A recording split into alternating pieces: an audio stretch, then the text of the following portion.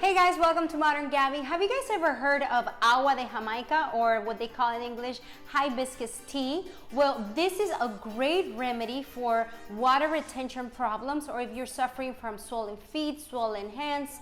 That is because you are retaining water and your body is not able to release it on its own. So this is such a natural remedy that it's been used for many years by even our grandmothers. Nuestras abuelitas usaban el agua de Jamaica como solución para la retención de agua.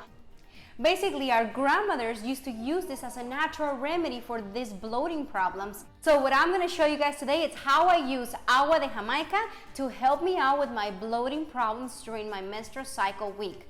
Check this out. For this tea, you're going to need flor de Jamaica, some cinnamon sticks, just to add some sweetness and take the bitterness off the tea.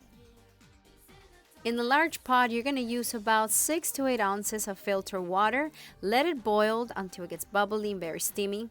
Then add 1 cup of flor de Jamaica, along with some cinnamon sticks. According to my taste, I like a lot of this.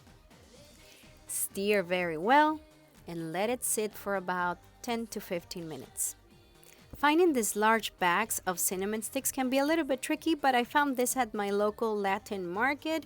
Also try Costco. I heard they have the organic flor de Jamaica, which might be a lot better to do if you want to go the organic way.